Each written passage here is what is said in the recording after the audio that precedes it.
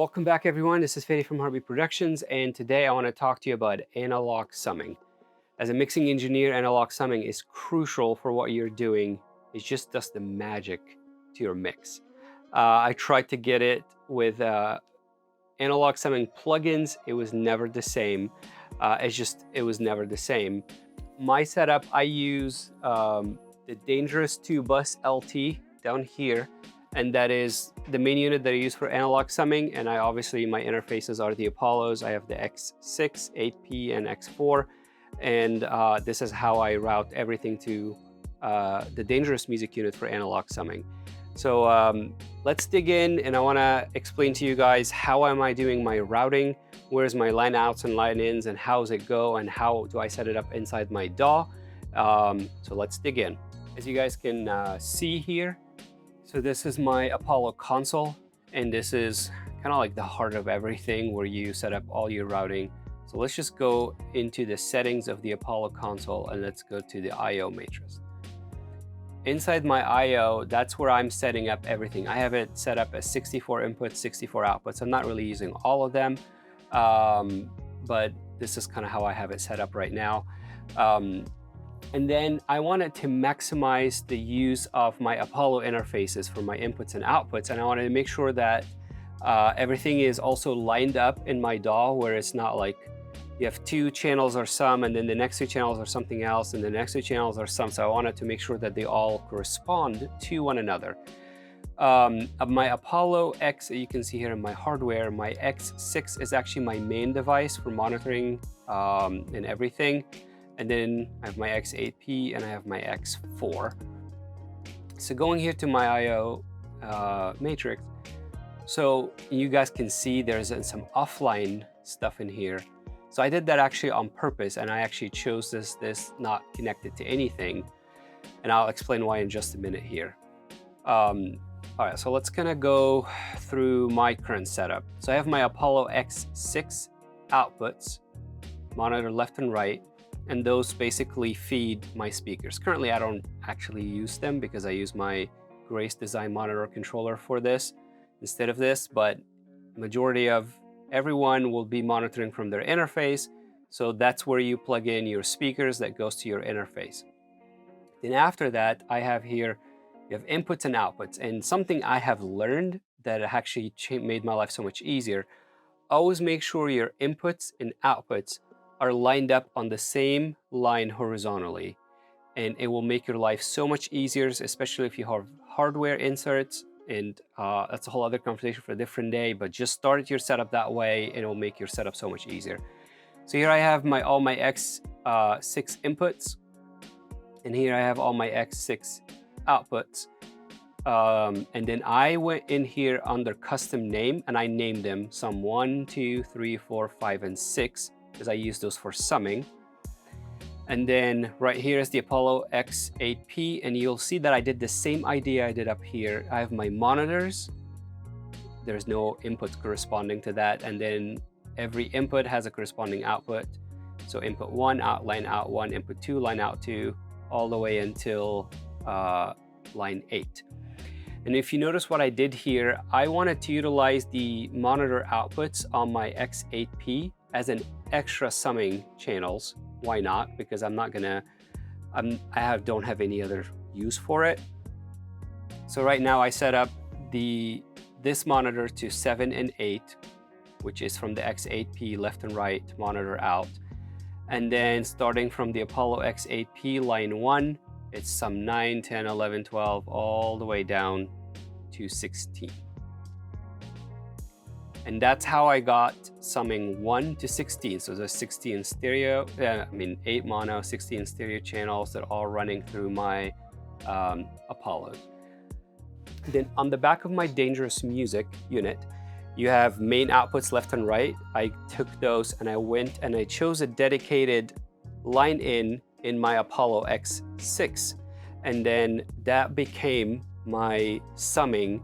So you have 16 channels going out of the Apollo into the Dangerous Music. Dangerous Music grabs 16 mono channels and sum them into one stereo channel. That stereo channel comes back into my Apollo X6 as a line input. You guys can see here, my first, which is my analog 1 and 2. So if I'm mixing, I'm not really tracking. So this becomes a dedicated for summing, and I have different scene for tracking. So it's under line input. Make sure you don't have any gains or anything adjusted here. No, obviously no low cuts or phase or anything. Just keep it really, really clean. And then here's my input, and here's my summing input that comes from my DAW. And I know some people like to actually color the summing input a little bit. So they would put here in my, whether it's in the unison or just as an insert, and they will put like a 1073 or an SSL or something like that to just color the sum a little bit. So it'll be up to you at this point. Now let's go to the DAW and see how I'm routing this into my DAW. This is just a basic session. I don't have anything in it, just channels to show you guys the routing. And then you can see here I have my bass, synth bass and bass, and then all the red is my drum tracks. And then all those blue are my electric guitars, acoustic guitars, and then some organs and synth and pads, and then vocals right here. So how do I set this up? So I go basically in Pro Tools, and then I create new tracks. You can either do it audio or auxiliary. I'm not printing this yet, so I'm gonna actually run it as auxiliary, and they're gonna be stereo. And then let's create 8 of those. So here's 8, and I'm gonna call this bass sum.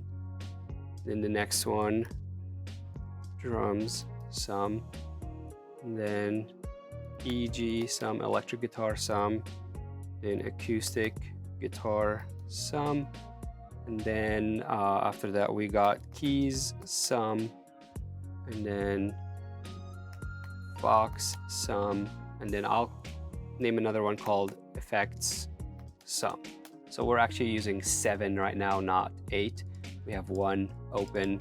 We can leave it, or we can, depending if you have more instruments in your stuff, you can add it. So like if you have strings or something like that, I would call it strings sum. And the idea is you want to sum the group of stuff that similar to each other in the summing channel. Then I'll go here into my bass and I'll select both of these. If you want to do it in Pro Tools, you press Shift and Option at the same time. And I'll go to sum 1, and I'm going to actually assign them to the track. And that track is going to be bass sum. And then all my drums, I'm going to output them again to a track, and then I'm going to do it to drum sum. All my electric to EG sum. All my acoustic to acoustic sum. All my keys to keys sum, and then my vocals to vocals sum. All right, and then you can see now that these summing channels, their inputs have changed to the corresponding one. Pro Tools have this really cool, if for some reason you don't like that name, instead of creating a new channel and then routing it to it and renaming it, you can right click here on the input. So right click and then rename it, instead of AG sum, if you want to call it acoustic, and it'll change the name of that channel, and it will also change the name of the outputs here. You guys can see now it changed the name. Okay, so now I have all my mixing session going to all these sums. We're not using effects and strings right now, but if I would have all my verbs and delays and stuff like that, I'll run them into effects, and then if you have something else, you would use the strings for it. So now I'll create a stereo audio track, and then I'm gonna call it mix sum. You can call it whatever you want. I just call it that way so I know that this is my summing mix coming. They're all coming into here. And now I'm gonna go to all my channels, and then basically I'm gonna route them to channel sum 1 and 2, sum 3 and 4, 5 and 6, all the way to 15 and 16. And that's why I kind of set them back to back each other like this, so it makes it easier. If you're using Pro Tools, a trick is if you select all your channels like this and click Shift, Option, and Command, and then now, if I select sum 1 and 2, it'll actually cascade it across all these channels from 1 and 2 all the way to 15 and 16. All right, and you guys can see now sum 1 and 2, 3, 4, 5, 6, 7, 8, 9, 10, 11, 12, 13, 15, 16, all of them. So that means all my mixes are coming down here into my stems, and then all these stems are going to my summing console, which is my Dangerous Music unit. And then I have set up that the Apollo X6 input 1 and 2 is what I'm receiving that summing. So I'm just going to go here into that Apollo unit, and I selected line in 1 and 2. And then because this is an audio track, not an auxiliary track, you'll have to engage the monitor, or you can record it. I just do this while I'm mixing, and when I'm like, okay, here's my mix, I'll actually print my mix right there. A couple notes here as you just want to pay attention as you're doing this. If you're mixing different Apollo units, make sure if they're not the same model, make sure you have the same overhead. So I'll show you guys here. And if you go to your settings, if you go to your hardware, and then you will have right here something's called headroom. And then there is plus 24 and plus 20 dBu. So on all the Apollo X's, which is the newer ones, they have plus 24 dBu, which has more headroom to them. But the older ones only had the 20 dBu. So if you're mixing between, which I used to do this, I had like an older Apollo Thunderbolt still, but I'm mixing that with the Apollo X. So make sure that you match the headroom, so that way you grab the headroom down to 20 dB instead of 24. That way they're all similar coming out from your Apollo console. So this is the first thing to watch for. And then second thing is, if you guys wanting to use some of your Apollo outputs for hardware processing, so basically you don't have a patch bay and you want to use line out 1 and 2 and 3 and 4 from your Apollo, that goes to your compressor or goes to one of your EQs or one of your pre's or something like that for while you're recording. So a really cool trick here that I've learned, just grab a splitter from Redco, and I'll put the link in the comments below for what I use. I use a DB25 splitter because all my line outs from my Apollo 8X, all my line outs from my Apollo 8P, they are all DB25, so I can just grab a DB25. And then I have a DB25 splitter that basically takes 1 in and sends 2 out, or send 3 out, or send 4 out, whatever you want, however you buy it from Redco. And then, so I split it twice, 2 out, 1, actually I split it 3 times. And then 1 is just redundant, and then 1 goes to my analog summing, and then the other 1 goes to my patch bay. And then if I'm summing, that means I am mixing, and then I'm not really just recording or running through the hardware at that point. And then I have my dedicated other Apollo that the line outs and line ins goes, so that's why I have the X4, and that goes to the patch bay. And then from that, I actually run my inserts and my mixes if I'm going to use hardware inside my mix, which I normally do using hybrid mixing, which I'll make a separate video about this. But if you're just running enough outputs for your analog gear, so this would be just a temporary quick solution that let you get by with it. Also watch for this, different analog summings units have different. So I use the Dangerous Music one. It only has like a volume knob on it, and that's pretty much all what it has. But it has those 16 buttons. I'm sorry, it has 8 buttons, which all the mixes that are coming, so 8 stereo channels. And then there's a button on each one where you can flip it to mono. So watch for this, because if you have one flip to mono, it'll basically sum your left channel and right channel on top of each other. And it will turn it into a mono mix versus a stereo mix.